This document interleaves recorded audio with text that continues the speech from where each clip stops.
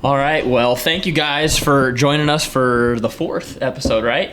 Of the Venari Effect podcast, something like that. And first one with a couple of guests. We appreciate you guys joining us. We figured folks are probably tired of listening to us BS about drones and whatever else. So we figured what better folks to have on than a couple of Ohio guys that are into a lot of the same stuff we are. We're ate up with the habitat stuff, but these guys actually know what they're doing. So we appreciate you guys coming out. Yeah, that was a fun way to start the day earlier. Thanks for the tour. Mm-hmm. Absolutely. Yeah, checked out was 220 acres of Southern Ohio timber, basically. Yeah, a lot of timber. And these guys shared their knowledge and kind of what we want to do to improve some of the habitat, not just for deer and turkey, but just kind of overall. And that's kind of where your guys' main focus is, right, with Switchback, and not just specifically geared towards deer and turkey, right? Kind of just an overall improving the habitat and the ecosystem. And yeah, we do a lot of, I'd say a wide variety of land management projects. Us and our buddies and the general group that we run with, but anything from turning lawns into wildflowers to timber improvement projects, for timber value or wildlife value, whatever people want. Okay, good deal. A little bit landscaping even. Gotcha. And that's under Switchback Forestry, right? If you want to talk a little bit about that, and that's a relatively new endeavor, right? That's my business. Okay. We all have our own businesses. Oh, okay. So, our buddy Larry, I'd say, is probably the first. Yeah, he's definitely the first one of our group of friends that really started a business, and we've all, not all, but a lot of us have gone the same route where we all run our own books, run our own schedules, and then we just kind of hire each other out for different jobs. Nice. So it works out pretty well, I think. I mean, I mean, everyone's kind of has their own specialties too. Like we got friends with different machines, and they have their own realm where it's not all identical work, but we can all come together and make some pretty cool stuff happen.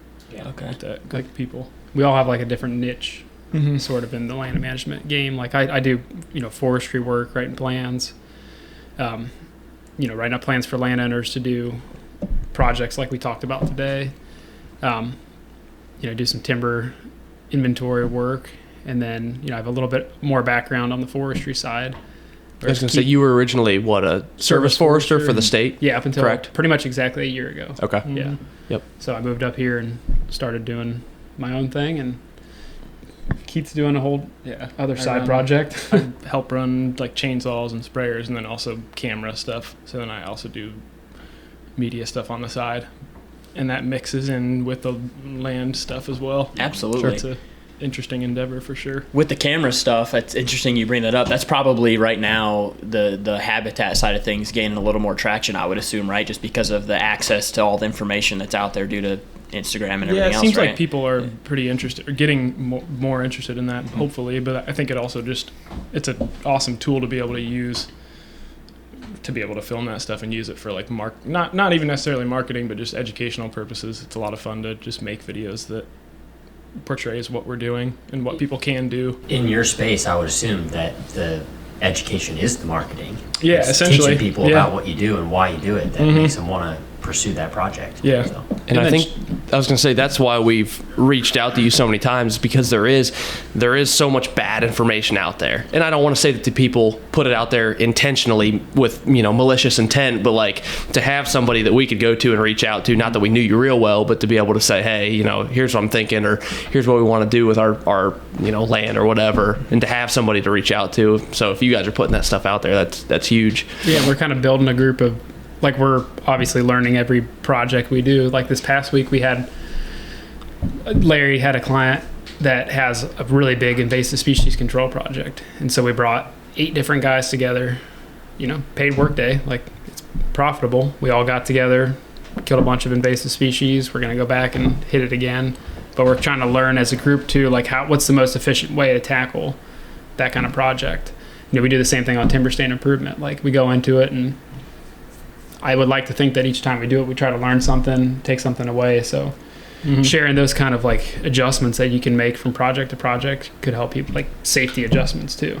Sure. We were just talking before this podcast about how dangerous cutting trees is, and like just getting more reps and getting more people within our group more reps at like learning how to safely fell trees and which ones to just girdle and walk away from. Kind of goes along the lines of talking about our, prescribed fire. Like Yeah. we were talking about how we're super uncomfortable with bigger fire projects, and like that's kind of a safety thing, and getting reps and getting with groups of people that kind of know what they're doing to kind of get your feet wet a little bit, and Yeah. that way you can go out and do one on your Well, own. we're not really that far ahead either. I mean, like we haven't done like huge burns. Sure. I mean, like I have been a part of some of them through my old job, but I wasn't like in charge of them. I was just standing on the line watching for spots. So like as a group, we're still learning too how to like be better as a group to tackle a 10 to 20 acre burn, because there's a lot of nuance to fire we could dive into, but Yeah, we probably will get into that, because I think that seems to be at least from the outside looking in, a aspect of the habitat improvement or management that's like really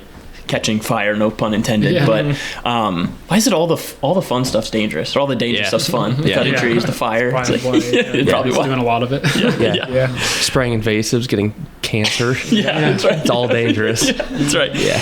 So what do you think like the biggest like threat is to at least in our part of the country? I'm sure it's different, obviously across the landscape, but to like habitat or stands of timber or whatever, that is it the invasive species that we're seeing, or like what needs species? Okay. So like which wildlife species?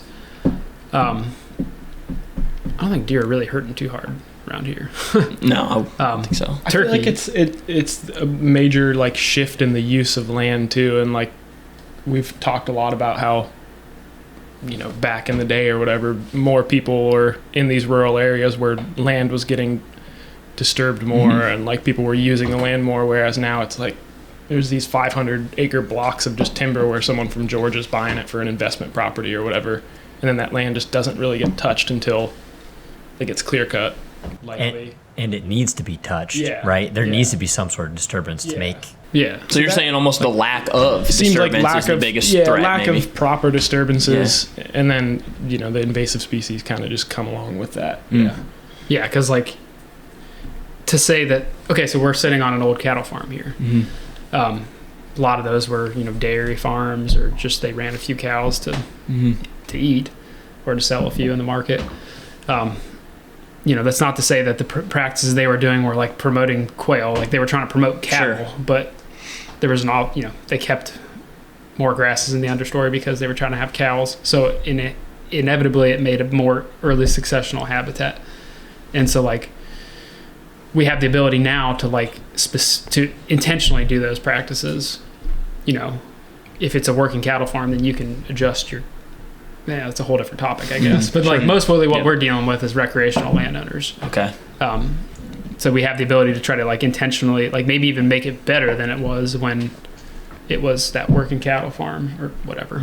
Gotcha. But I think that's, like Keith said, that was super common, especially around here where there's a lot of like 100 years ago, it's a lot of subsistence farming, and like every acre was being like every acre was being somehow productive to the family that lived on that property. Like whether they had this little pasture here for horses because they needed those to literally get other places, now those are just grown up in whatever species, poplar, pine. So yeah, it's not like the change over time, like time is moving forward no matter what. It's like what plants are taking advantage of that time, and so then we are making adjustments on which plants we want to be dominating that area. And unfortunately, a lot of those landscapes that were open are getting reoccupied by invasive species just because they have no natural predator. So I would say that, to me, like that's probably the lack of proper disturbance. Yeah. The proper is an That's a good important way to put caveat it. to throw in there. It's Because like taking a bulldozer out into your Sure. field in July is probably not it's disturbance. the proper disturbance, but yeah. Right. Yeah, you got when you said something when we were walking the timber. I can't remember which one you guys had said. Just like disturbing something on your property each year. If you are a hunter, that 3-year-old buck that comes cruising through, I think one you said, is going to check out that new bedding area, or the hens looking for a better place to nest or raise their poults. That's super interesting to look at it that way. And I think we've seen that take effect with like the burn we did on our place back home, and it's cool. I think that's why this stuff seems to be really addicting for like the private landowner, the guys that have access to private land, because you're able to see that result, consistently track. There's a metric to which you can kind of gauge like the progress of what you're doing. Well, a lot of that is faster than like planting oaks. You might not see the benefit of that in your lifetime, but you can burn a couple acres and you can see it immediately. Or do your TSI or whatever, and then hunt over it and watch deer like bedding in this spot that you manipulated the forest in that way, and then you can make that sustainable too, especially on a property this big where you can just make those little mid-story disturbances in areas, and by the time you get to the end of your rotation, you can probably do some type of management on those areas you haven't touched in 10 years or whatever. Yeah, I think the good way to think about fire, like in these like mostly oak ecosystems we're looking at, is like it's a maintenance tool. It's changing the composition of the understory. Your TSI is where you're changing like the composition of the midstory and overstory. So like your initial, we were talking about this a lot walking around, is like your initial disturbance that you're going to make in a lot of these areas is cutting or killing a lot of that mid-story out, because those are trees that might be 40 years old and they're this big, and they're just sucking up the filtered sunlight that you want to get to the understory. So the fire wouldn't necessarily get you to where you want to get until you've put that sunlight on the ground. Like you can't have one without the other. I mean, you can, but you're not going to see as huge of effects. And I mean, you can see this on a lot of like bigger national forest areas where they're burning a block up that's 1,000 acres, and you go in and you turkey hunt the fresh disturbance, and the turkeys love it. Next year, leaves are back on the ground, shades back on the ground. Mm-hmm. You didn't get much regrowth because there wasn't that additional disturbance. When you're essentially we're micromanaging. 200 acres is big, but you're still micromanaging. The grand scheme, it's not. Yeah, you're not doing national forest style. Right. So you're able to do like thinning and burning combination, and that's putting sunlight into the plants that you've changed the species composition with the fire, and then you add the sunlight by cutting canopy out, and then that's when you really get like a lot of diversity in the understory. So you're breaking that 200 acre parcel, let's say, into 3 sections of 200 acres, because you've got ground level, and then you have what you're calling mid-story, which is like a tree that's, how tall would you consider mid-story? Depends on the overall canopy. 15 feet to 60 feet. And so then you've got a third 200 acres, that's your actual canopy, and that's going to be your mast crop trees, that's going to be your... So 200 acres is 800 acres, different like 600 types of acres. habitats going on, or if you're thinking about the birds and like the insects and everything else, it's not just whitetails living out here. Yeah. Well, that's what I think is cool, and that's why we wanted to talk to you guys, because whitetails obviously kind of takes the cake for it seems like, anyway, guys that are getting into the habitat stuff. It's like geared towards, or turkeys, right? Turkeys, would probably take second, but it's cool to think about everything because it has an impact on everything. But so when you first go out to a property, and I kind of have a better idea now, what's like the first couple things you're doing, or what are the big things you're looking for when you first like set boots on the ground? I guess it probably starts with maps, right? Mapping, yeah. Okay. So like before, like I go to a property, it's really helpful to look at historic imagery. Obviously, you look at a topo map, but it helps a lot to look at like this one. We've all kind of looked at it, but like you pull it up and it's like, oh, okay, well that's going to be a lot easier to picture what's going on in that area. That ridgetop was farmed. You get up there and it's like, oh, it makes sense. Now I can draw a line here and know that like that's a different management unit, a stand we call it. Mm-hmm. So I say that's probably the first thing before you get out there. But then when you get on the ground, it's trying to just pop into each of those different areas and see like what the species composition is, how, what happened there in the past. We were looking today at like old stumps, trying to like piece together, I call it like wood CSI. You're trying to like investigate like what happened in the past and like why is that poplar growing right there, because that helps paint the picture of like what you can expect when you do that disturbance in the future. Yeah, that was a cool aspect of it. That one spot where we were like thinking about, was there like a homestead here or whatever? It's cool to think back, and it almost drives me mad though, wondering like, I want to know what actually happened here. Yeah. Maybe it'd be beneficial to give some backstory as to why we ended up here to begin with. So I don't own this property. I get to hunt it, whatever. The landowner is potentially interested in marketing some of the timber if possible. So that's when I contacted Ben, and so you do forest management plans and timber inventory, correct? Yeah. Both of those? Okay. Yeah. So the whole goal was to go out there and kind of see what we were working with. Yeah. And you had said basically you could put together the forest management plan, which is how the timber stands get broke up, correct? Yep. Kind of based on what you're seeing in different areas. And then there is potential to do some different equip projects potentially in the future based on kind of what we saw when we were out there. Yeah. Okay. Yeah. And so like so in that plan, that's sort of setting the plan for the next decade.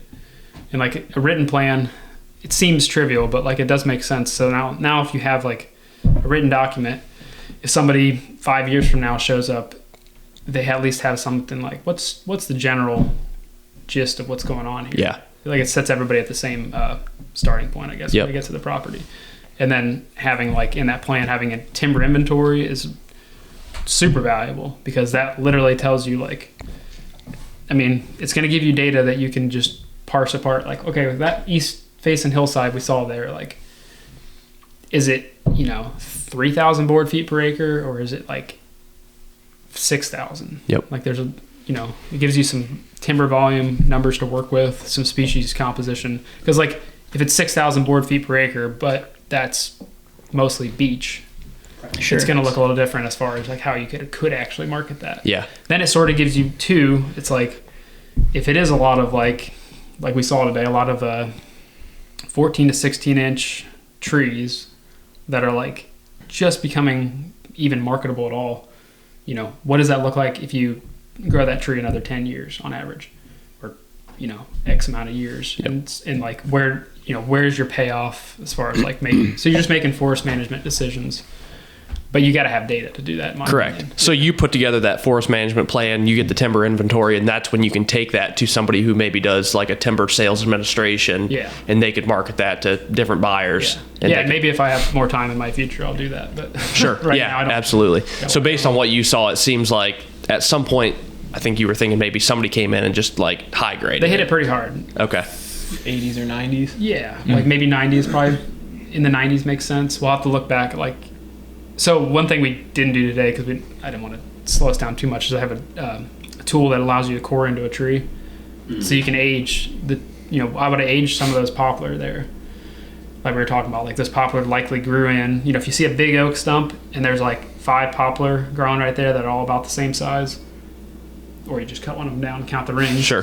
Yeah. That's going to tell you likely, is that 28 years since timber was cut? That's going to help you just sort of paint a picture as far as like how much, those trees are growing per year. Yeah. So when you say 80s or 90s, like what does that mean for somebody like who may not know? What, When you said 80s or 90s? 1990s. Okay, I gotcha. I was like, cut in the cut. in the Okay, 80s or so 90s, what? yeah. Like, You weren't born. no, that was pre me. Like what? 30, 40 years? 40 years ago? Yeah, I'd say like 30s probably more Okay. closely with what we saw today. Gotcha. So I have a question that relates to this, and you guys might not know because you weren't doing this back then either. But Yeah. how's the game changed since then for people who do timber stuff? Tree harvesting, does it look Yeah, I different don't know. 40 years ago than it does today? Probably. Yeah. There's probably less. There's probably more mechanized equipment now.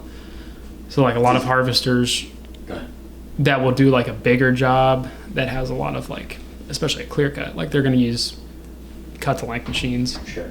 So they're gonna, the logging roads are gonna end up looking different. Your landings are gonna look different. Your access to the roads is gonna look different because you got bigger machinery. machines. But that's not to say you couldn't log a lot of that with a dozer still. Sure. What about One-handed dozer. what about consideration of the next 50 years? Was that something they took into consideration back then, like you guys are trying to do now?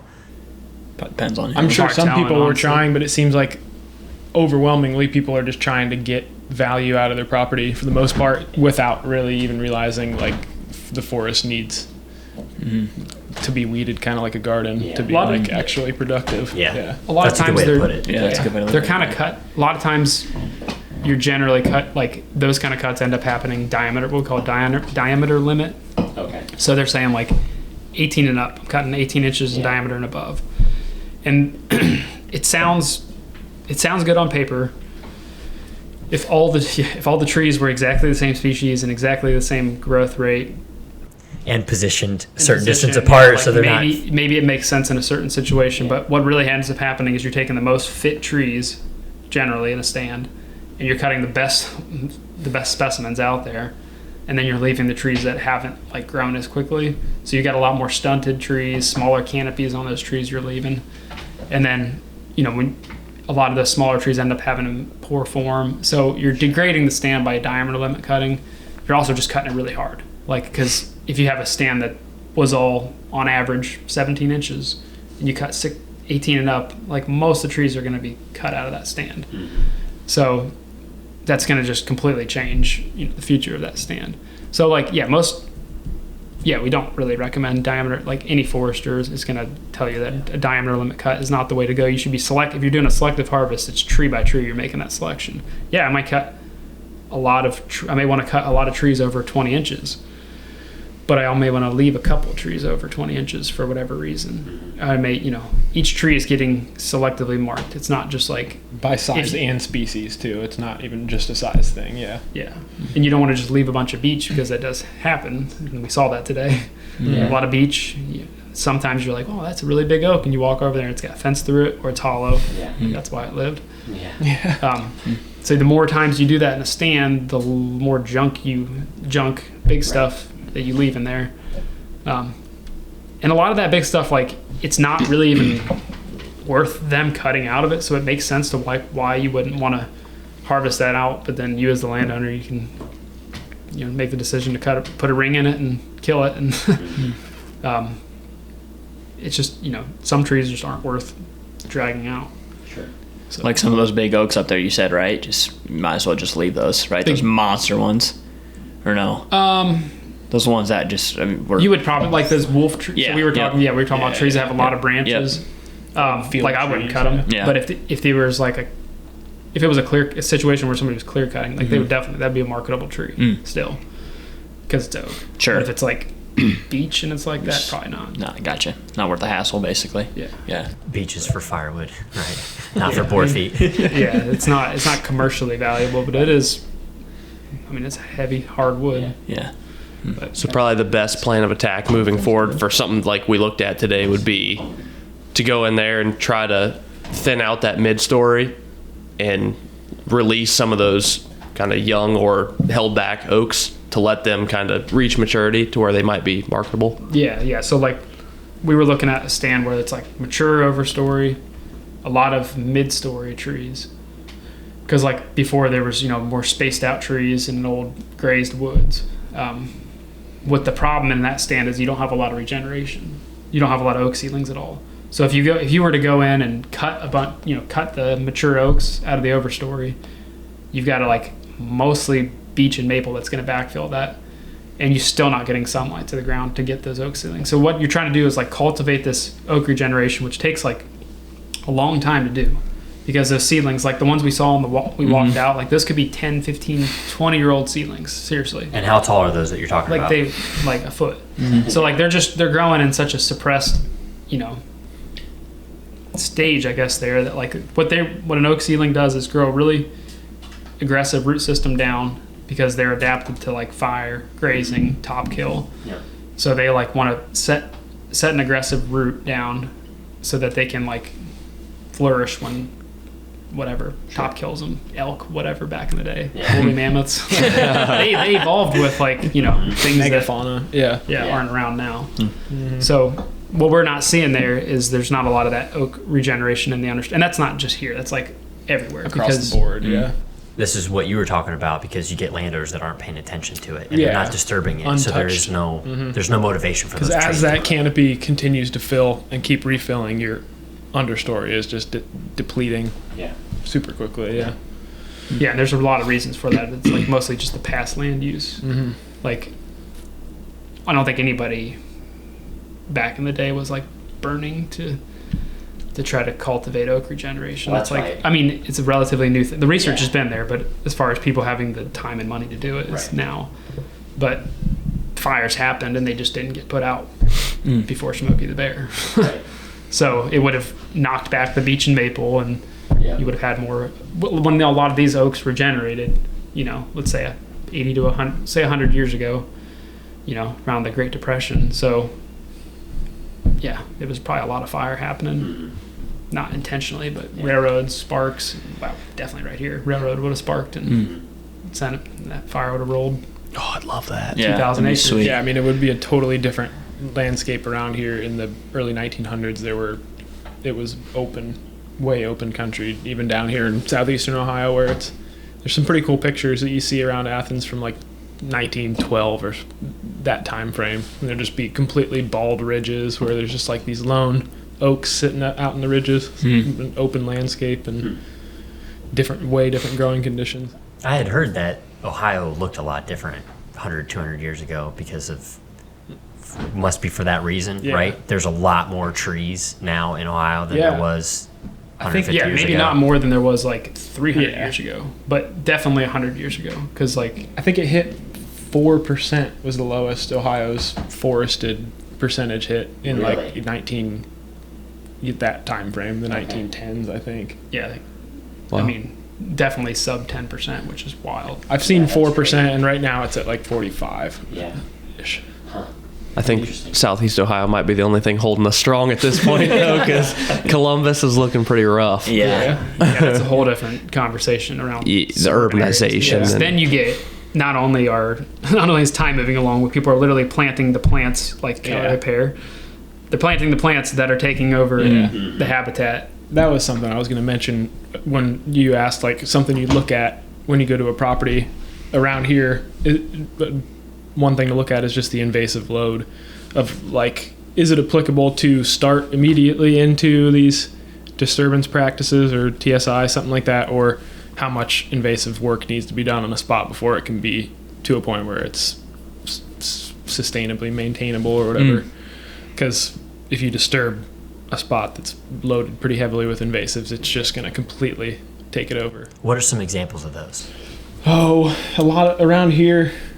Autumn olive, honeysuckle, privet. Okay. You got some barberry planted out front of this place, I saw. Does a lot of that come from the pollination of like lawn ornament plants? That's What most of it comes from, right? I mean, the autumn olive is different. That was planted for reclamation purposes in the 1900s around in mine country. So that's just one that came in from that. But like honeysuckle was an ornamental. Tree heaven is even planted way back when. Yeah. Yeah. Isn't a tree that grows anywhere. But yeah, around here, the big ones are like the autumn olive, honeysuckle, privet. Multiple rows. Yeah. That's a big one. Yeah. Yeah, still grass is the one we saw today. That one isn't really. That one came in from, I think, packing material. Okay. So as globalization has increased in the past 50 years, which is pretty recent. We've got all these new invasives that are coming like inadvertently. But then you have all the the landscaping plants that people for whatever Homeowners associations like them. Yeah, they're pest free, and they're pest free because no insect here is evolved to like eat that plant. Right. So yeah, they don't get spots on them because Pretty ridiculous. Yeah, that's crazy. yeah. Yeah. So yeah, when you start to really drive around, and look at like especially new houses that are built, it's not as bad with the older ones because like that wasn't as big of a thing, I guess. But now for sure, you go drive around Columbus and it's like everybody's got a burning bush hedgerow. They got Caliper, burning bush, barberry. And what a time for that, wood. when Columbus is exploding at a rate that you've never, like, the urban sprawl is unstoppable right now. So for a time for people to be doing that now is not a good time to see that happening. Yeah. Another like eye-opening, and it's hard, like you can dwell on invasives big time, and they are like obviously the biggest threat right now. But when you start looking at like grasses and which grasses are native and non-native, most of the grass that we see around us that's green, especially that's green right now, is non-native. And so like a lot of that was brought in for forage. You have fescue, orchard grass, timothy, whatever. Kentucky 31. So like that's all stuff that was either planted for turf or for forage because it grows at a time that our native grasses don't. Yeah. So not as much of a big deal like up in the woods here where they was grazed, but they never like ran an actual pasture. But down here, like, you know, somebody seeded that at one point, and that is never going away unless you kill it with herbicide, really. Like, and the more that you disturb sites like that, you might just promote those grasses. So, like, you know, the stuff we talked about today was mostly timber management because we were in the woods, but you get into like field areas and your grasses are probably what is more aggressive. So I was going to ask you because we live on 10 acres, obviously inherited basically everything that's there, but we have a ton of like naturally growing dandelions and violets and all kinds of wildflowers in our yard and stuff. But it's mixed in with whatever grass they planted that remains green now. Is there negative competition between those two plants in that ecosystem or not? Because they're both growing. Dandelions are also non-native too, which is like, I mean, I guess, yeah. You mean negative competition as in like... Between the grasses that are planted for lawn and let's say if we wanted wildflowers to come back. They don't mesh. Yeah. So like the non-native grasses typically create a sod that's like, you know, its roots spreading and like growing, and they create that thick sod, which is what turf should be, you know? Right. But yeah, you can't just let that turn into like, if you let that naturally succeed, you're going to get way less native species that just like randomly pop up there. I've seen a couple yards of people that have like not mowed, and it's whatever is in it, fescue or whatever grass is dominant in there, and it grows up the first year and they don't mow it, and then it all dies down, thatches over, and then like one yard I've seen, it's all just teasel, which is another invasive. It's like the hardiest, it's like stiffest branched forbs are the things that make it through, and then woodies, which could be like calorie pear and a lot of examples that pops in really aggressively in places that get taken over by those cool season grasses. Cool season grasses are definitely a way bigger issue than what I think a lot of people realize, just because it's been our whole lives. It's like, oh yeah, it's the yard, but it's like, oh yeah, I never knew. I did, yeah, until recently. I'm like, oh my god, everything that I thought was just natural grass. Yeah, it's not. Yeah. You guys listen to Wild Turkey Science? A couple episodes. They have an episode on fescue, maybe a couple episodes on fescue. It's super interesting. Now that's the southeast, but it's probably pretty similar here, where it's like the millions of acres that are now in fescue. Because like basically they brought in this plant and they're like, it's gonna grow, you know, it's extending the grazing window. It actually is pretty poor forage in the hot season, especially down there. But like how quickly that changed, and like it pretty well coincides with quail decline. So I watched a pretty cool video, or an interesting video, someone in Missouri that was talking about the fescue like culture at that time, like when it blew up in the 60s and 70s, and guys were like spraying 240 or whatever on their fescue fields because it was like the thing to have a clean, no broom sedge, like nothing growing in your field, just like a clean field. And that, like the ego, like culture part of things takes over so get a much. monocrop. Yeah, where it's just like I have to have the cleanest, best field, and neatest lawn. Yeah, that ego thing ruins a lot of good stuff. Well, and the lawn used to be like the suburbia thing, but now you get people who live like out here that have 5-6 acre lawns, and it's all the perfectly manicured, perfectly sprayed, like same people that complain about how much they have to mow. Yeah, that's a great point. It's a really good thing. Yeah, it's a good point. So for somebody listening, what's the difference between a cool season grass and a warm season grass? So a cool season grass is putting on its growth in the cool season. So think of them as the ones that you see like right now. So we're in early March. The grasses that you see greening up really early and then staying green into the fall really late. So they're doing most of their growing in the cool seasons. Warm season grasses, there are some native cool season grasses, but for the most part, a lot of our native grasses, especially like the prairie grasses, are warm season grasses. So they put on a lot of their growth in the midsummer, and they may not even come up until soil temp 60, which is like late May, mid-May. So yeah, they're growing on a different phenology than the cool season grasses. But a lot of the structure comes, like if you're talking like quail and turkey, like those are things that may use that as nesting cover, and a lot of that structure, they're bunch grasses. So like, you know, you may have one sprig of Indian grass one year, and then the next year is like 2 or 3. It burned through it, now you got 15 sprigs coming out of one clump. Whereas like a cool, you know, like a orchard grass or fescue or something would grow like this, and those, even if you burn through it, it's going to resprout in a sod. So instead of a sod, you're growing by each clump. So like structurally, it's really important for especially quail. Like I think it's way more critical for quail. I don't have much experience in quail because I grew up in Ohio in the early 90s and we didn't see it.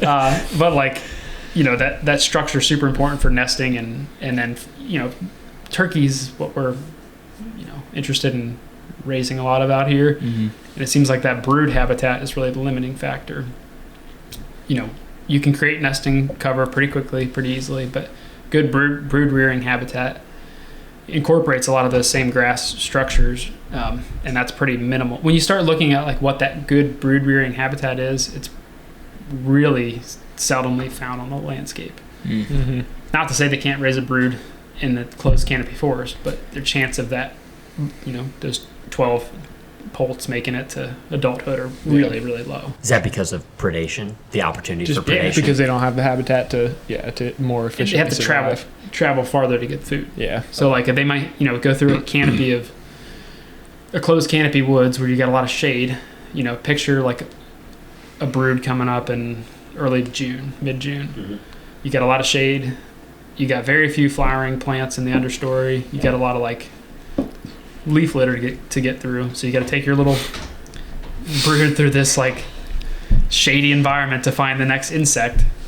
Whereas take a pack of 15 coyotes sitting there. Yeah, and hawks and bobcats and everything. That's, you know, you're making chicken out there. Turkey, you know, it's like poultry. Everything wants to eat poultry.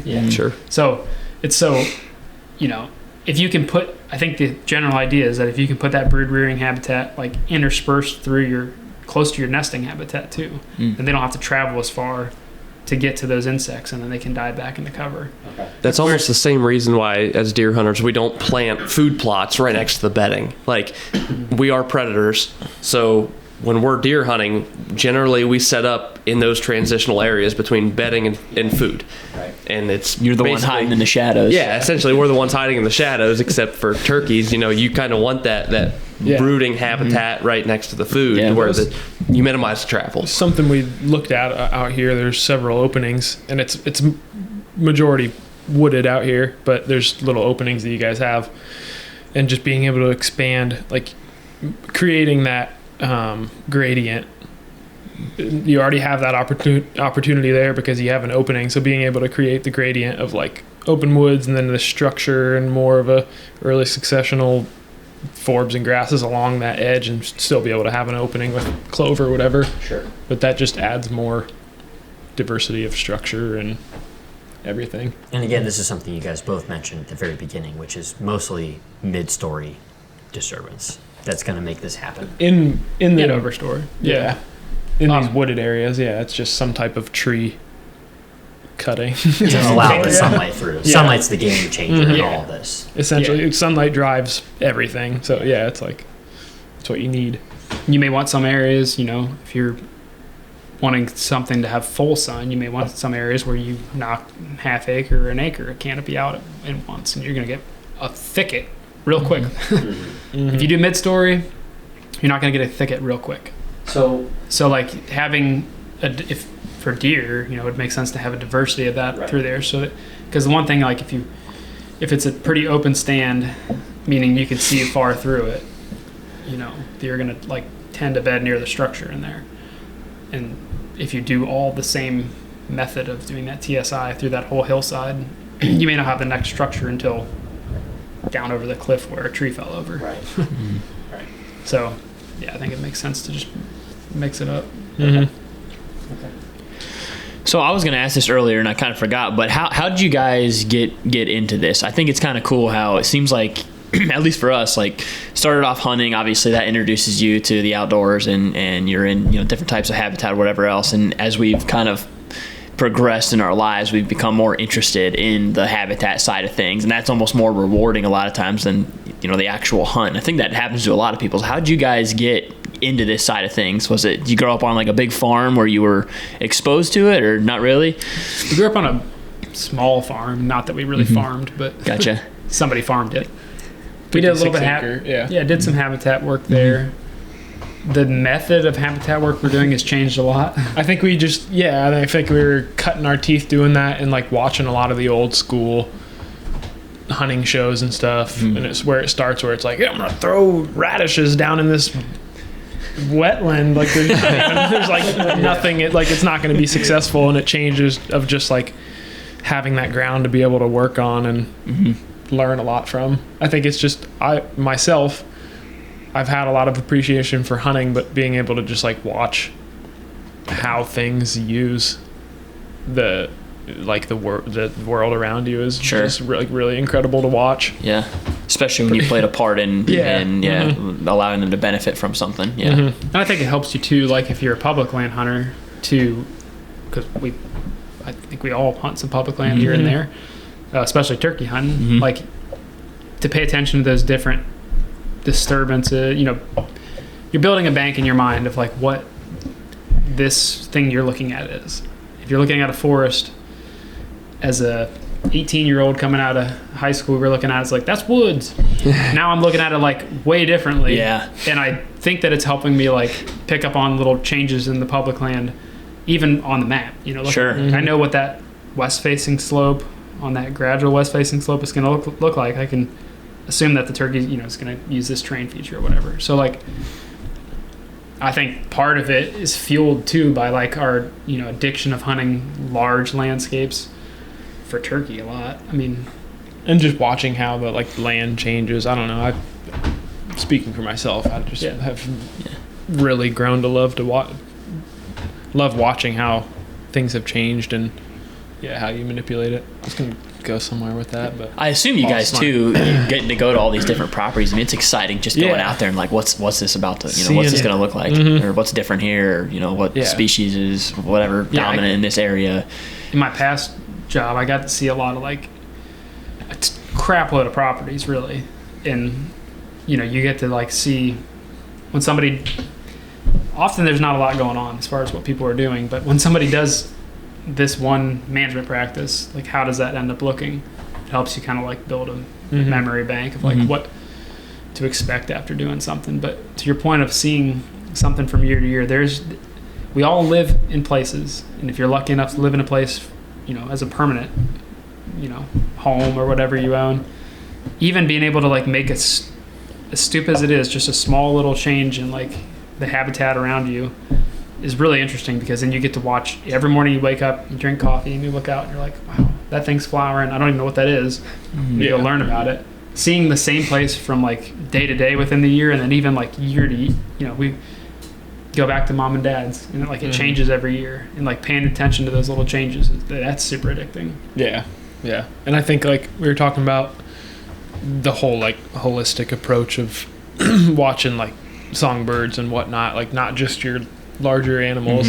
Those are also just cool indicator species in a way of like you get to see those changes more quickly than not to go out and do a disturbance or whatever and expect a 175-inch buck to immediately walk through it, but you can go out in there and it's ideally.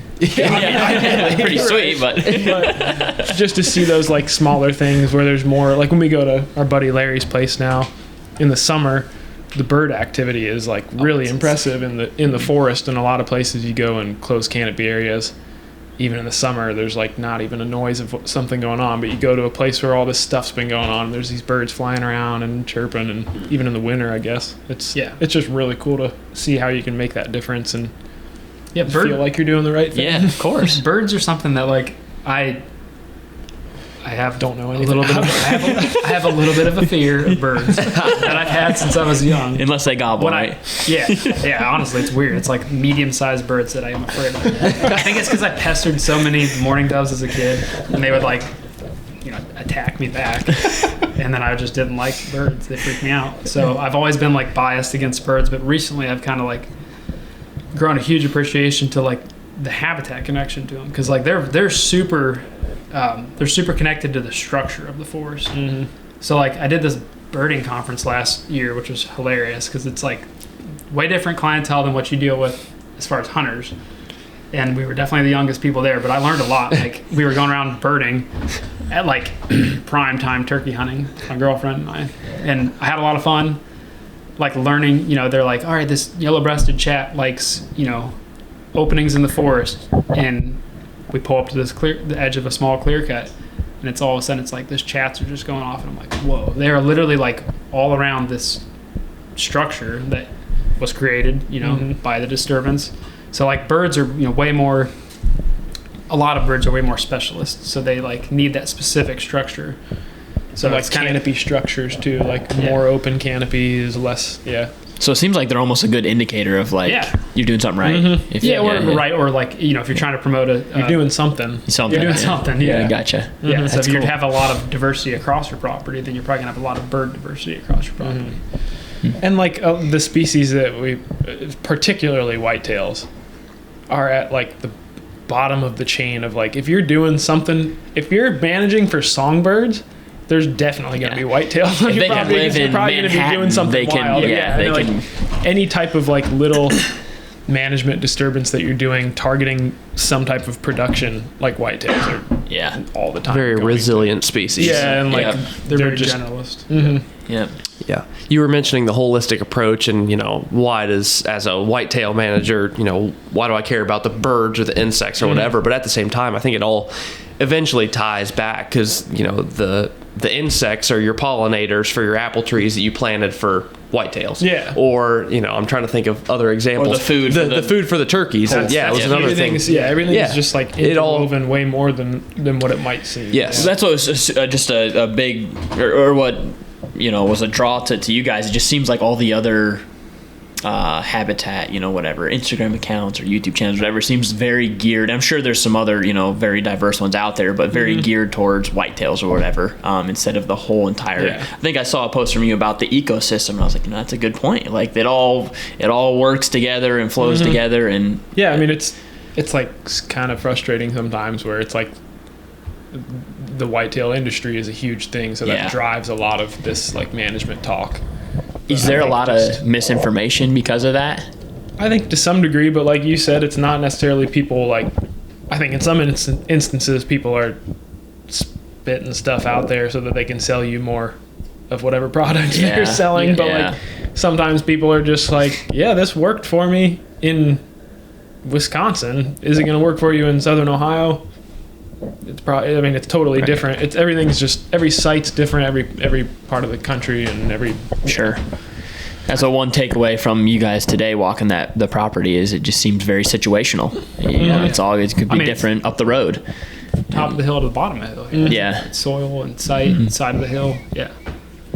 I think that to your point about industry and whatnot, think about like how much less of that you see just even in turkey hunting, because you don't necessarily like look at a turkey and you're like, man, that's a 13-inch beard on that thing. It's like it's a tom. It's like there's no 170 turkey. I mean, you can get crazy with what measuring whatever. But people do for the most part, when you grip and grin, like that's tom. So there's like.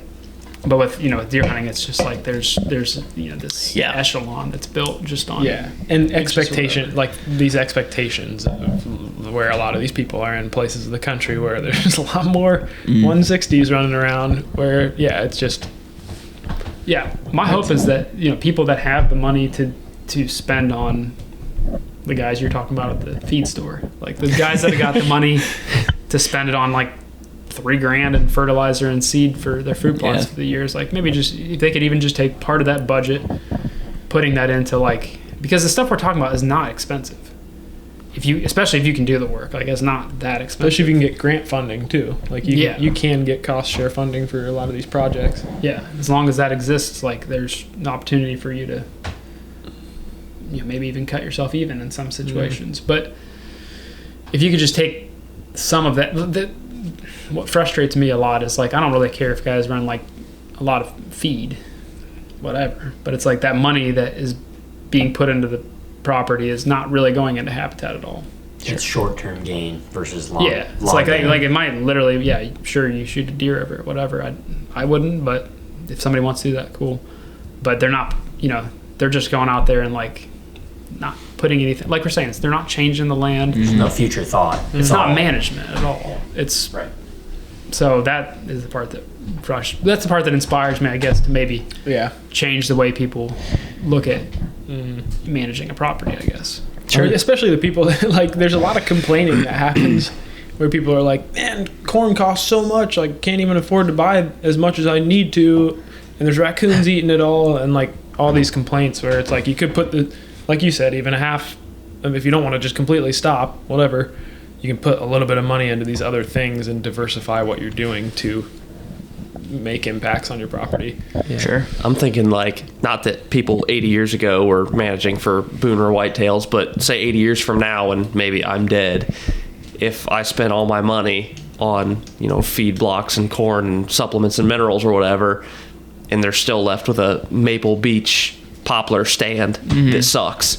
Like, You might feel a little bit of guilt on your deathbed. sure, yeah, versus they're reaping nothing from me benefiting from my corn pile in 2024 versus what they could see 80 years from Sure. now if I went in and thinned out some of this mid-story. It's like the cliche saying, leave it better than you found it, right? Sure. Yeah, there's That's something to that. yeah, that's what drives me the most. Is like I feel like I have a lot of. There's a lot of fulfillment that comes from that feeling Sure. of like knowing that there's data behind these things that we're doing that supports the fact that this is beneficial for the future of the entire forest. Well, that says a lot about you guys because we talked about ego earlier, and I think that's a big part of the hunting industry, unfortunately. I mean, the big part of our world. Yeah, of humans as is, but it's, people want to shoot we talk about it a lot, the 160 they have on their property, and then the next year there's only a 130. It's the biggest buck there. That's the one they're shooting. It's just like constantly, thinking about the best and the biggest and no forward thinking about the future. So, hopefully, with access to information and social media and everything like that, we can kind of, that's the good part. Spread some of this awareness and you can. There's ample resetting to find habitat management. Sure. I like a lot of the ones that are, at least based in some sort of university-backed setting where they kind of fact check what they're talking about. Yeah, because there's definitely a lot of, you got to weed through the no pun intended the weeds. But like there's a lot of stuff that goes around, and I think a big part of it is stuff's really regional, and like I said, I'm not trying to like pick on anybody. If you took me and put me in northern Michigan, I'm not going to really know like what's totally going on, but people doing something in one area, it's not necessarily going to be the exact same as what you're doing. It's just like everything's so situational, like you had That's said. true even within one state. So like you're talking regionally, Northwest Ohio and So much Southeast different, Ohio are two totally different landscapes. Dealing with different enemies altogether. Like there's different invasives in different areas that are going to cause different things. Something that over the last 5 or 6 years or so, it seems like there's different trends within like the habitat side of things. And for a while there, like hinge cutting was like this humongous, like it was just like everybody go and hinge cut your entire property.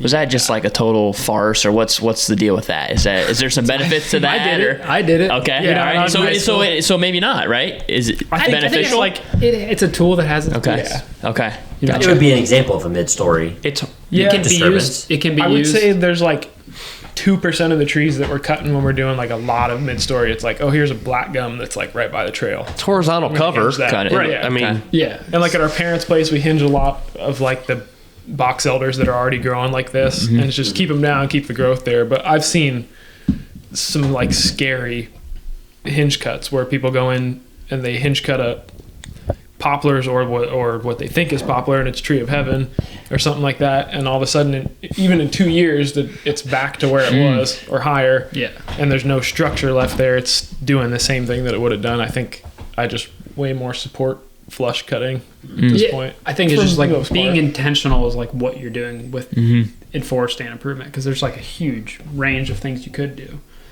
Like if I want the thing to die in place, I might herbicide it. If I want the thing to create a stump sprout, I'm going to cut it and not treat it. If I want it to create horizontal cover about this high, then yeah, I might hinge cut a tree that will hold together, that's smaller and sprout. But And also like a preferable tree too. Like there's just Right. different species. Like you don't want to hinge cut a beech tree. Okay, that was my next But question. Even if you Okay. flush cut a beech tree, typically they hit the ground and Yeah. Yeah. their canopy's so big that they sit up like this and they create that Okay. horizontal cover. Like So there definitely are some benefits from it. Just you need to implement it. if you do it, where if you do it it's wide, necessary. if you do it wide scale, I mean, I literally did this at mom and dad's. Like I went in silver maple. It was hilarious. Like it's a hilarious example because behind their building, what's now the building, it's just these silver maples are seeding in like an old horse pasture. So it was goldenrod when we were kids. We paintballed in it. Now the silver maple grows like every year. It's like getting bigger and bigger. It turned into a forest again, or turned into a forest, and it was like pretty prime habitat. So I was like, yeah, I'll go in and I'll hinge cut these down. So I did like not a huge area, but I did like the entire thing, and they literally sprouted. Like I was cutting them, waist high. They literally sprouted like from here to the ceiling in 1 year. Wow. And so in 2 years, it was completely shaded out again. Wow. And like so, 2 or 3 years later, I go in there and it's like this is the exact same situation, but now these trees are like more dangerous to cut. Yeah. So then I just went in And there. there's 6 stems on each. Yeah. They're freaking Doing this. But it created structure, but that structure was all up here again. Sure. So then you could just like see right through it to the house. It was like, Yeah. oh, this And is then you even worse. herbicided it. Then I herbicided it, and then it got crazy. Yeah, that was a pretty cool to see that difference between those. But also, hinge cutting is also really dangerous in a lot of scenarios. I've seen a lot of scary videos of people hinge cutting like hickories and just doing like a full sweep of hinging, and everyone is barber chaired up and like not wearing helmets or something like that. It's just it's dangerous, and I think it's a super situational thing. We've done a lot of like. There's one exemplary one at our buddy's place, Larry's place, black gum by a deer trail. That's why I said that one, where it already had a lot of branches growing up on the side, but then you drop it and it grows up quickly. And it was like a little buffet where deer can just walk by that thing. It was sprouting. It had the growth still going on the tree, so they could walk by it and just keep the thing maintained, essentially. Gotcha. And that's a really high preference Okay. species. I was curious because one of the properties we hunt back home, the neighboring property owned by Amish, they hinge cut like dang near the whole thing. It's probably what, 80 acres? Maybe a little less, 60 somebody maybe. let them on YouTube. Yeah, somebody did it. Somebody gave him a phone. Probably looks like the friggin' tornado went through. It does. Yeah, It it's absolutely does. And I would, we were able to walk through it shed hunting. We can't hunt it, but walk through it shed hunting. And I was just thinking to myself, man, is this good? Is this bad? It was during the height of when it seemed like hinge cutting was like every YouTube video. You can. I feel like at that point you no longer can say timber stand improvement. You're not improving anything. to improve the timber. It's You're, definitely not timber stand. you're basically being a tornado at that Yeah. point, like you said. Timber stand eradication. Yeah. Mimicking a tornado for sure. Okay. But think about like the scale of that too. So now you have 80 acres that we were talking about before. Like I think there's a real importance to having like, if you're a habitat manager, to be making fresh, timely disturbance, because there's like plants that will, do really well in year 1. There's plants that'll do really well in year 2, year 5. Some plants might not pop up. So there's like benefits to really young disturbance. So if you make that on 80 acres, you don't have the opportunity unless you spend, well, like I did, like a lot of time, herbicide, money. You don't have the opportunity to redo that management. Mm-hmm. So I think that I would have, looking back, I'm sure that person may have done things differently. Sure. We all do. Well, that's what it takes, right? Screw it up sometimes and then And learn if you from do it. it on 80 acres, it's hard to go back and change it when you do it again. Their grandkids will. Yeah. Part of it is experimental. Like, of course, yeah. like you said with the hinge cutting, like you learn something, and that should be the goal. It's if you're not learning anything from trying something out, like try it on a little section, and if it works, it works. Maybe you can implement that somewhere else. But if you screw it up, like Because not enough people probably take the leap to at least try it, and then that's the only way you're going to learn. right, Yeah.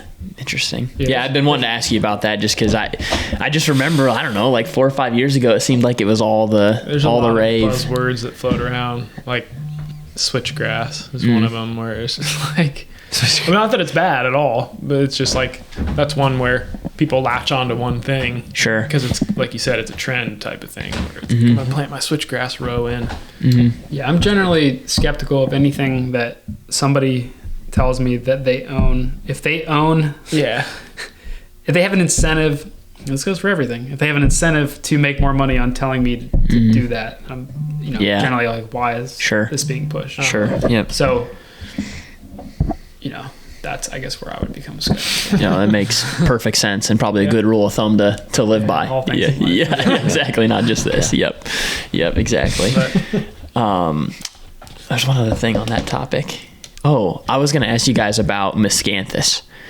That seems to be maybe today's hinge cutting seems to be gaining a lot of popularity. Is that native, non-native? It's very Asian. Okay. But they've the whole thing is they've created this sterile hybrid. Okay. Where the seed doesn't spread to go anything, but it still spreads on a rhizome. So it's that thing that's there can still spread more grass out to here. And the whole thing with it, it's the people that are trying to sell it to you are going to be it's not invasive. Don't worry. Sure. It's 100% going to work. Obviously, it's from Asia. And but the whole thing is that's just taking this enormous area of where you could have things that are actually producing something for the wildlife, because that produces structure in some way, but it doesn't produce any forage. It doesn't pollinators can't use it. It's just a vacant space that you're filling with something so that you can walk to your blind. Yeah, access. Yeah, right. Gotcha. So no benefit for wildlife whatsoever. It's another one of those kind of an instant. It happens quick, so it's I'm gonna throw my screen up and get there, but you can get screens other ways too, Sure. or just figure out a different way to access. So what would be if somebody wanted it for access? What would be an alternative that would benefit? People.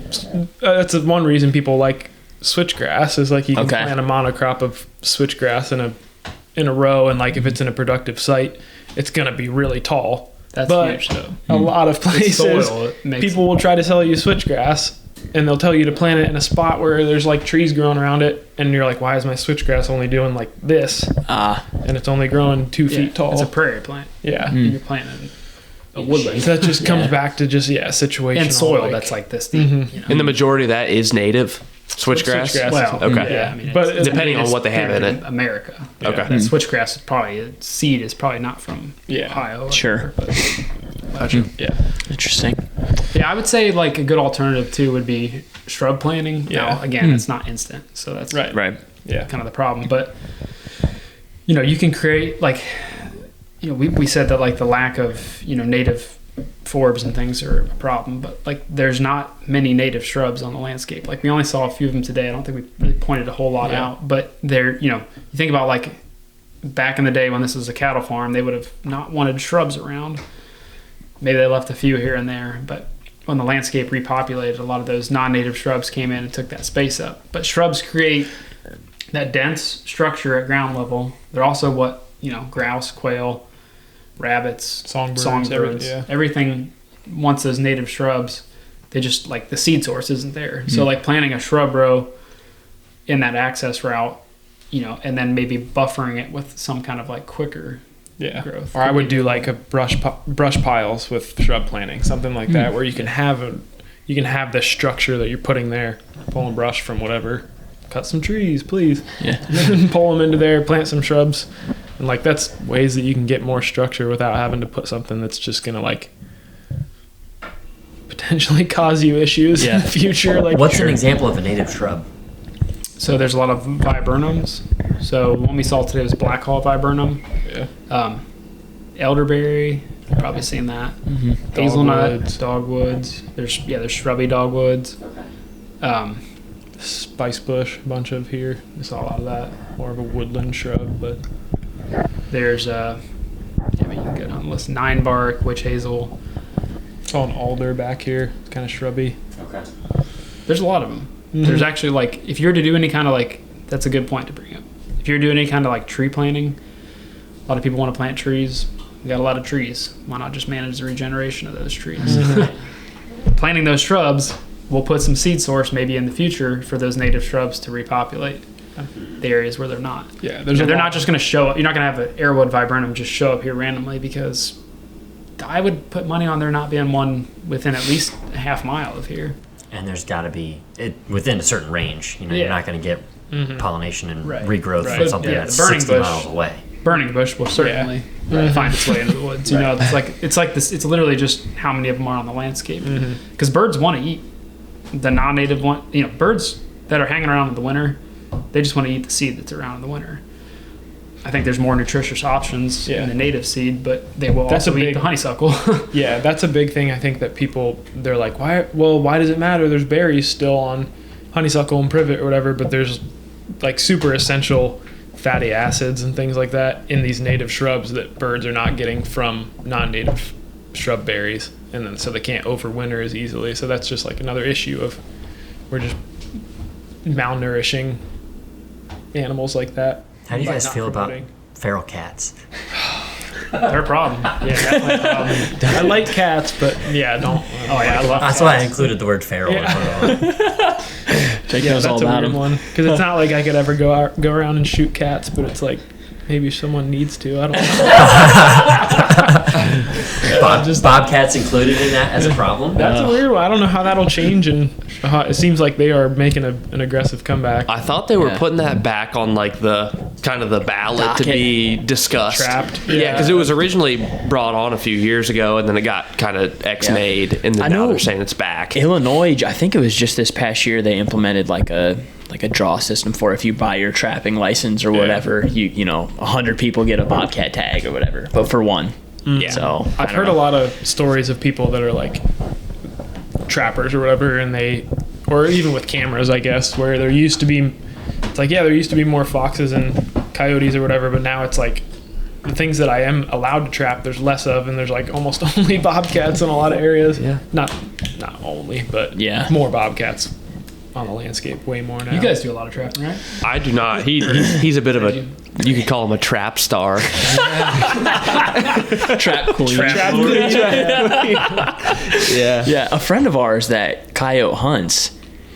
He said didn't he say he called in like a dozen within a couple nights? Down this way Bobcats. somewhere. I was Yeah, gonna say I yeah. do know somebody Yeah. in our home Yeah. area that doesn't want to come to this property because he's worried he would He'll call it a call one in. bobcat and like Yeah. not Yeah. want to pass it. Yeah, Yeah. that's wild, man. Yeah. Huh. Which I would say that's true for the foxes. I mean, like if you trap a fox, sometimes the coyotes will just come in and just flat out Yeah. kill it, right? Yeah. Like Oh, yeah, I've had that the happen a couple coyotes are times. brutal Yeah. on foxes even. Like Yep. those aren't nearly as much A lot of times problem. they'll say if you have a property where you're slamming a ton of coyotes, you won't ever catch a fox, and a lot of times you catch a bunch of fox or probably not coyotes there. Right. So Yeah. I don't know how that relates to bobcats. If coyotes kill bobcats or vice versa, I don't know. But they seem like pretty there's- vicious. Yeah, I feel like there's just a void. There's a niche of those meso predators that's going to be filled by something. Mm-hmm. And you shoot a lot of something, that other thing's going to probably Move in, yeah. take in. It's like Too much of managing anything all of is them. not good. Why Yep. wouldn't you just manage all of them? Yep. Yep. Yeah. Well, it's weird too. Even with trapping the coyotes, like you remove a dozen of them from a farm, and the next year you go trap the same thing and you catch a dozen more. It's like they Yeah. just suck in I from think somewhere. That's where, like doing large scale habitat projects, it's like, yeah, you're going to probably see more predators, but the habitat offers that Yeah. cover for the things that you're managing for, and also that's another indicator species of you're doing the right thing. Sure. If the predators are there, then like yeah, you're doing the right thing. That- There's prey Especially there. cats, man. Yeah. Like you're making birds. Yeah, we saw Yeah. a bobcat at our parents' place up in Knox County. We planted CRP a couple of years ago. It's on going into year 3 or whatever. It's we saw a bobcat there for the first time last year. Mhm. Ben and I saw him a couple different times, but he would not have been where he was had that not been Yeah. 17 acres of grassland there. Yeah. Yep. He's got a reason to be there Yeah. now. Mhm. Sure. We're seeing them more and more by us too. A Really? guy I work with hit one in Richland County, and then you had a guy at church, right? And you catch one in his trap? Caught one. Yeah. That's pretty far up there. Yeah. Making Yep. it up into farm country. Yep. Yeah. Yeah, exactly. But part of what you guys mentioned when we were standing that one opening was when you put some of that cover on the ground, sure, you might, see an increase in your predation, but at the same time, you're giving turkeys and stuff cover or a What place they need to actually correct. avoid away from They it, have yeah. something in their court for once to kind of defend themselves against that increase. I mean, so, Yep. you're helping them out in the long Well, run. and then also if you're making an opening that's attractive for the prey species, put some cover near it, because otherwise that's a hell of a spot for Yeah. a predator to find Yep. its prey. Sure. Like feeders. You know. Yeah.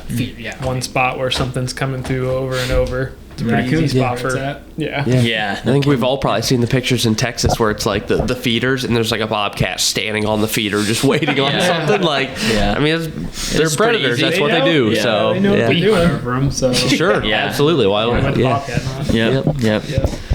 Can you guys talk a little bit about the eQuip program? I didn't know really anything about that until a year or so ago, and I know we talked a little bit about it today, but I think there's probably a lot of people in Ohio that don't even know stuff like that exists. Yeah, So, it's a USDA program.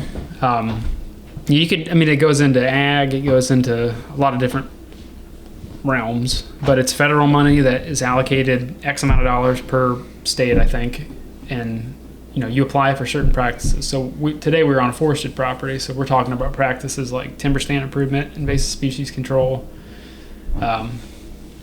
maybe some wildlife habitat improvements. But there's a pretty small number of like forestry and wildlife practices you would do on a property. It goes as wide though as like if you wanted to turn half an acre of this, mowed yard or field or whatever into pollinator planting, you can add that in your application. But it's basically an application for you to do some kind of enhancement to address a resource concern. So if somebody comes out like service forester, pheasants forever biologist or something, they're coming out looking at like what are the resource concerns here. You can usually find them pretty easily, and then how are we going to address that with the equip practice. So for example, we got up into the top of that ridge, look around the opening, and we're like, the resource concern would be degraded plant condition or whatever they call it, but it's basically like the composition is not native shrubs around this, so let's fix that by taking the native shrubs out and then taking Get rid of get rid of all the native stuff. take all the non-native shrubs out and then do some kind of edge feathering or something to hopefully backfill Add that sunlight with. and So yeah, it's a great program. I would say be not skeptical, be cautious of doing it on small acreage. There's a lot of paperwork and a lot of like waiting to get this contract if you're only going to do like an acre of control. But if you're trying to like do like a large scale project, it's going to be worth your time, hopefully. And like if you're that goes if like you're an absentee landowner, or like if you want to hire the work out, the larger contract you can kind of potentially build, the better chance you have of a contractor giving a favorable price for that, I would say, in general. So save it for like your bigger projects, or like save it for when you think, all right, we got the time, we got the plan of like how we can do some of this TSI next year. Let's do 3 acres here, 5 acres there, 10 acres there the third year. And you can kind of choose how much you want to tackle in each year. yeah, you don't want to get too like over ambitious too, because you're tied to that. So if you're one person and all of a sudden you got 20 acres and you don't necessarily want to hire it out, then you got 20 acres of TSI or invasive or something like that you have to do. Yeah, and you within a lose that certain time. time. You have Yeah. to pay them. Yeah, you lose that money. How do they track that? They check your Visual observation? eventually, yeah, they'll come and check your when you hit a certain point. It's like a check off of okay, they did X. So yeah, if you were interested, like, if you have a lot of woods on your property, I would say like your service forester is a good contact. If you got a lot of open ground, you can contact your Division of Wildlife or Quail Forever, Pheasants Forever. They have folks. Generally, though, if you go to the USDA office in your county, which every county will have, they can get you lined out in the right direction. But yeah, it's a great program if you really are going to do the work. If you're kind of like on the fence about doing work, I would say like tiptoe into some of the practices and learn how much. You guys are able-bodied. You can use a chainsaw. You can wear PPE. I think you can handle a lot of the stuff we're talking about. But a 60-year-old guy who's alone, doesn't have friends helping him, maybe you want to like look at it in a different angle. Like you might want to try to hire some of that work out, because it's not easy. But Yeah, I'd say to tie it back to this property specifically and the things we looked at and talked about today, maybe a timber harvest for revenue isn't necessarily entirely in the cards, or a very profitable timber harvest isn't in the cards, but some of these cost share opportunities with the EQIP program to go in and thin out that, that mid-story and promote some of this oak regeneration is an opportunity to bring in some revenue, correct? I mean, Yeah. to get some cost share for... Yeah, and especially if it's like, in this situation, if you need, if your accountant says you need to show some revenue, it's farm revenue. I Sure. mean, it really is. So, Yeah. it would behoove you to get an EQIP contract and then It's write off your bringing in- expenses, yeah, especially if you're wanting to do it for wildlife benefit, like in your guys' instance, where you get to have some money back from something you kind of want to do anyways, and then that's also increasing the value of the future timber harvest. Well, that's what I was going to say. Is long term, the goal of doing some of that is to promote oak regeneration and letting some of the oaks that are already out there kind of release and grow and become very mature for a potential future timber harvest, right? absolutely. And then you can feel better about sustainably harvesting that in the future, where you have mid-story oaks that are going to replace the things that you're taking out in the future. Versus what we saw where somebody, If you went 30, 40 years ago went in and high graded everything that was out there and left us with what we got. Yep, we saw the result, and there was very little oak in that pole timber size class. That there was probably no oak seedlings when they did that cut because it was grazed or Yep. there was no oak regeneration. All good info. Yeah. Well, we want to be respectful of your guys' time, I know, and we appreciate the heck out of you guys being here. So is there anything else you guys want to add in for people that are listening, or that you think people should know if they're wanting to get into this? Or Feel free to reach out to us or to you guys. Where can they find you? Switchbackforestry.com would be my route. Mine, you could go to Ohio Wild is I got an account on Instagram, or personal, anything like that. Yeah, find a way. Email, phone call, text, whatever. and we can vouch for you guys. You're always super willing to help out. I know when we started getting into the burns, you sent all kinds of great information, so we appreciate that immensely. So thank you guys for joining us today. It was super fun. Thanks for Nice having us out. fun Yeah. conversation. Yeah. Good deal. Yeah. That's a wrap. Thank you guys.